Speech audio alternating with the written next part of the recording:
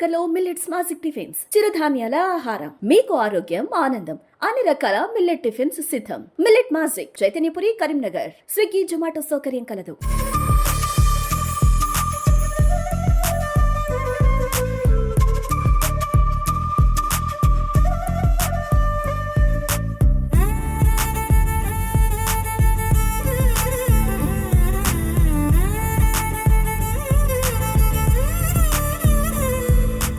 Karimnagar MP బండి సంజయ్ని కేంద్ర మంత్రి పదవి వరించింది. ఈ నేపథ్యంలో కరీంనగర్లోని బండి సంజయ్ ఇంటి దగ్గర పండగ వాతావరణం నెలకొంది. కుటుంబ సభ్యులు, బంధువులందరూ, అభిమానులందరూ ఇక్కడ కదిలి వచ్చారు. చాలా సంతోషాన్ని వ్యక్తం చేస్తున్నారు. చాలా ఘనంగా ఇక్కడ సెలబ్రేషన్ కొనసాగుతుంది. సో ఒక్కసారి వాటితో మాట్లాడే ప్రయత్నం చేద్దాం. బండి సంజయ్ గారి సోదరులు ఇద్దరు ఇక్కడ ఉన్నారు. ఎలా ఉందండి? ఎక్స్పెక్ట్ చేశారా ఏమన్నా కేంద్ర మంత్రి పదవి వస్తుంది సంజయ్ గారికి అని? ఎక్స్పెక్ట్ చేయలేదు. కాకపోతే ఏంటంటే మొదటి నుంచి ఒక సామాన్య కార్యకర్తగా కష్టపడ్డాడు కాబట్టి సరైన గుర్తింపు లభిస్తుందని అనుకున్నాము. సో దాని తగ్గట్టు పార్టీ పెద్దలు కూడా గుర్తించి ఈ గౌరవం ఇచ్చినందుకు చాలా గర్వంగా ఉంది. వాళ్ళకి ప్రత్యేక ధన్యవాదములు తెలుపుకుంటున్నాము. అంతేకాకుండా మొదటిసారి కరీంనగర్ ప్రజలు ఎంపిక చేసినప్పుడు స్టేట్ ప్రెసిడెంట్గా అవకాశం వచ్చింది. ఇప్పుడు సెకండ్ టైం గెలిపించినప్పుడు మినిస్టర్గా వచ్చింది. ఆ నమ్మకంతో సంజయ్ అలాగే పనిచేసేసి కరీంనగర్ను డెవలప్ చేస్తాడని చెప్పేసి అని, ఆ నమ్మకంతో పాటు అలాగే ఉంటాడని చెప్పేసి అని, ప్రజల ఆదరణ ఉంటాడని చెప్పేసి అని అనుకుంటున్నారు. బండి సంజయ్ గారి రాజకీయ జీవితంలో అన్ని ఊహించని పదవులే కదా, ఒకటి జనరల్గా ఏంటంటే కష్టపడ్డ ప్రతి కార్యకర్తకు అలాగే వస్తుంది. సంజయ్ కూడా అలాగే కష్టపడి ఒక అదేంటి అర్బన్ బ్యాంక్ డైరెక్టర్ నుంచి ఇప్పుడు ఒక సెంట్రల్ మినిస్టర్ అయ్యిండు కాబట్టి చాలా గర్వంగా ఉంది. బండి సంజయ్ గారి మరో సోదరుడు అన్న శ్రవణ్ గారు ఉన్నారు. శ్రవణ్ గారు చాలా హ్యాపీగా ఉన్నట్టున్నారు. అసలు మీతో మాట్లాడడానికి కూడా టైం దొరకట్లే ఇక్కడ.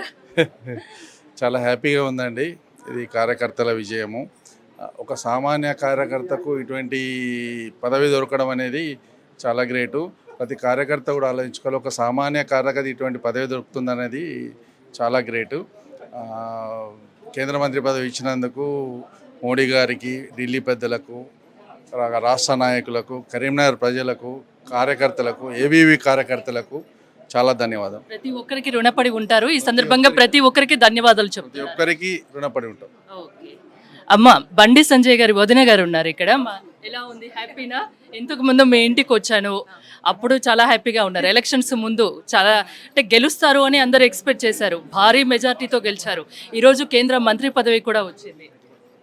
మా ముగ్గురు అమ్మవార్ల ఆశీర్వాదం, నరసింహస్వామి ఆశీర్వాదంతో పాటు ఈ తెలంగాణ ప్రజలందరికీ మేము ఎప్పుడు సంజయ్ సపోర్ట్ ఉండాలని కోరుకుంటున్నామండి. ఇంత సంతోషం మేము ఎప్పుడు అనుభవించలేదు, మాటల్లో చెప్పలేకపోతున్నాం. మోడీ గారికి ప్రత్యేక శుభాకాంక్షలు తెలుపుతున్నాం అండి. బండి సంజయ్ గారి అమ్మగారు ఇక్కడ కూర్చొని ఉన్నారు. అమ్మ, కంగ్రాచులేషన్స్. ఎలా ఉన్నారు? చాలా సంతోషంగా. ఎలక్షన్స్ ముందు వచ్చాను నేను మీ ఇంటికి. బండి సంజయ్ ఖచ్చితంగా గెలుస్తారన్న నమ్మకంతో చెప్పారు. గెలవడమే కాదు, భారీ మెజార్టీతో గెలిచారు. ఈరోజు కేంద్ర మంత్రి అయ్యారు. సో ఏదన్నా ఊహించారా మీ కొడుకు ఈ స్థాయికి వస్తారని? ఊహించలేదండి, అనుకోలే. ఒక తల్లిగా ఈ సమయంలో ఎలా ఫీల్ అవుతున్నారు? చాలా గర్వంగా ఫీల్ అవుతుంది. చాలా సంతోషంగా ఉంది, గర్వంగా ఉన్నది. నా కొడుకు ఇంత స్థాయిగా ఎదిగినంటే చాలా సంతోషం. చాలా హ్యాపీగా, సంతోషంగా ఉంది. ఈ స్థాయికి వస్తాడని ఏ రోజు ఊహించలేదు, అది ఇప్పుడు జరిగింది, అంతేనా? సో ఇక్కడ చాలా స్పెషల్ పర్సన్ బండి సంజయ్ గారి మిస్సెస్ అపర్ణ. చాలా బాగా మాట్లాడతారు కూడా. చాలా అసలు ఎంత ఆనందంగా కనిపిస్తున్నారు. అపర్ణ గారు, కంగ్రాచులేషన్స్. థ్యాంక్ యూ అండి. ఊహించని పరిణామం మీ లైఫ్లో, మీ సంజయ్ గారి రాజకీయ జీవితంలో, అంతేనా? ఇవాటి వరకు మీరు అనుకున్నారా ఈ మధ్యాహ్నం వరకు బండి సంజయ్ గారు కేంద్ర మంత్రి వస్తుంది, మంత్రి పదవి అని?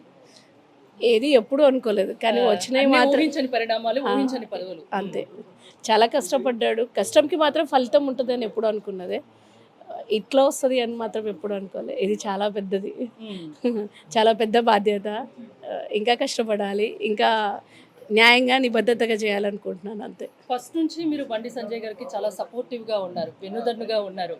ఇలానే ఇప్పుడు ఇంకా బాధ్యతలు పెరుగుతున్నాయి, సపోర్టివ్ గా ఉంటారు కదా. సపోర్ట్ అని నేను అనుకోను. సంజయ్ ఏది చేసినా ఒక గుడ్ కాజ్ కోసం చేస్తారు, తనతో ఉండాలి అంతే. అది మేము సపోర్ట్ చేస్తున్నట్టు కూడా అనుకోం. తను ఏ దారి చెప్తే ఆ దారిలో మెయిన్ వెళ్ళిపోతాం. ఇంపార్టెంట్ కదా.